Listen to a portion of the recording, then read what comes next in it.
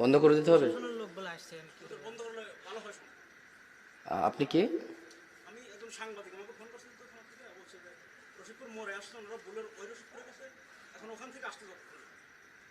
বুঝলাম, তো কি করতে হবে আমাদের? এখন বন্ধ করে দেওয়াটাই উচিত। আমি বললাম যে আর কিছুক্ষণ চালে বললো, যেটা তো আপনাদের আগেই বলা হয়েছে। ঠিক আছে, ঠিক আছে, ইনশাল্লাহ যেহেতু এখানে আসলে যদি আমরা আমরা শেষ করে দেবো ইনশাল্লাহ। তোমরা ক্যামেরা বন্ধ করার দরকার নেই। না, আমি বন্ধ করে দিচ্ছি। 2 মিনিট কি কথা বলা যাবে না? ধরেন আমি ভাত খাইতে আসি, হাত তো ধুতে দিবেন।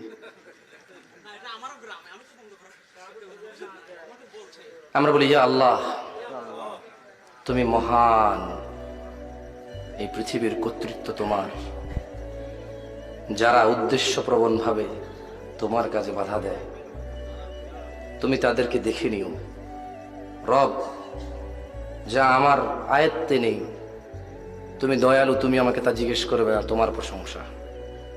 রব, যা আমার আয়ত্তে নেই, যা আমার সাধ্যে নেই, তোমার প্রশংসা, তুমি এত দয়ালু, তা তুমি আমাকে জিজ্ঞেস করবে না। তাই আমি নিজেকে এখনো শান্ত রাখতে পারি।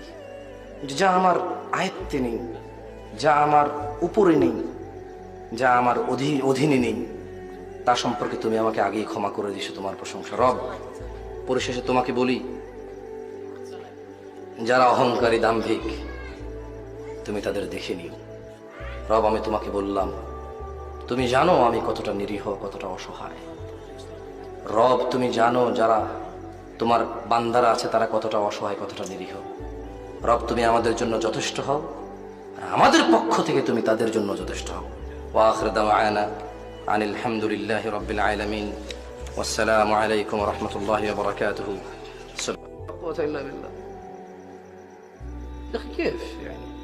মাইক বন্ধ করবেন না, প্রয়োজনে নেমে চলে যাও। বুঝেননি কথা? আলহামদুলিল্লাহ, এখন পর্যন্ত সরকারের নিষেধাজ্ঞা সরকার করেছে, কিন্তু এদেশের সরকার বা আমরা একে অপরের জন্য কল্যাণকামী। যেমন আমাদের জনগণ বাসে করে স্কুলে যায়, মাদ্রাসায় যায়, গার্মেন্টসে যায়, কাজে কর্মে যায়। আমি নিজেই তো রাস্তা দিয়ে এসেছি, দোকানে যায় বাজার করতে, সব না। এখানে কারণ আপনাদের যদি পারিবারিক কোনো সমস্যা থাকে, এর জন্য আমাদেরকে কষ্ট দিয়েন না, আপনাদের গ্রামকে বদনাম করিয়েন না, অনুরোধ করছি আপনাকে। আপনারা একে অপরের সাথে জায়গা জমির ঝামেলা থাকতে পারে, রাজনৈতিক ঝামেলা থাকতে পারে, প্রাতিষ্ঠানিক ঝামেলা থাকতে পারে, কথাবার্তার দ্বন্দ্ব থাকতে পারে। আমরা বাইরে থেকে এসেছি, সামান্য একটু সুযোগ দিবেন, কথা বলে চলে যাব।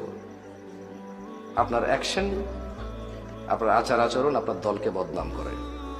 আমরা জানি আপনার দলে যারা ঊর্ধ্বতন কর্মকর্তা আছেন তারা খুবই ভদ্র এবং নম্র। এই তো আপনাদের এই সিরাজগঞ্জে এসেছিলাম, প্যানেল মেয়র ছিল, তিনি বলেছেন আপনারা মেহমান এসেছেন